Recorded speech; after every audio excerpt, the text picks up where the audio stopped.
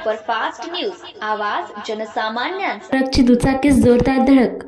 माहूर किनवट राष्ट्रीय महामार्गावरील आसोली फाट्याजवळ बोअरवेल मशीन वाहक ट्रकने कामावरून मोटरसायकलद्वारे परत येत असलेल्या दुचाकीस्वारांना जोराची धडक दिल्याने दुचाकीवरील दोन्ही युवक गंभीर जखमी झाल्याची घटना आज दिनांक 13 रोजी सकाळी 7 वाजता घडल्याने दोन्ही दुचाकीस्वारांचे पाय कापण्यासारखी परिस्थिती निर्माण झाल्याने हळहळ व्यक्त होत आहे। माहूर तालुक्यातील कसारपेठ आश्रमशाळा परिसर येथील लिंगू शंकर आडे वय 28 व संजय तुकाराम एरमे वय 23 वर्षे हे दोन युवक आज सकाळी त्याची दुचाकी क्रमांक MH26BR 6309 या दुचाकीने माहूर येथे काही कामानिमित्त गेले होते।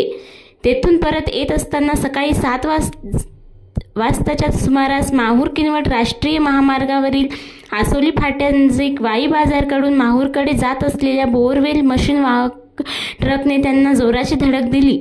या धडकेत दुचाकीवरून दोन्ही युवकांच्या उजव्या पायाचा अक्षरशः चेंदामेंदा झाला असून मांडीच्या हाडाच्या ठिकऱ्या उडाल्या, तर एकाच उजवा हात आणि उजव्या पायाची बोटे पण मोडलेली आहे।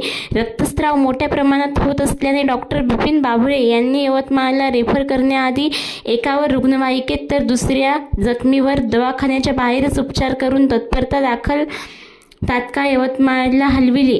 अपघाताची माहिती वाई बाजारच्या रुग्णवाहिका चालक प्रशांत कोरे यांना मिळाल्याने त्यांनी वरिष्ठांच्या मार्गदर्शनाखाली तात्काळ दोन्ही जखमींना माहूरच्या ग्रामीण रुग्णालयात आणले असता येथील वैद्यकीय अधिकारी डॉक्टर बिपिन बाभळे यांच्यासह त्यांच्या सहकाऱ्यांनी प्राथमिक उपचार करून दोन्ही जखमी युवकांना पुढील उपचारासाठी यवतमाळच्या शासकीय रुग्णालयात पाठविले।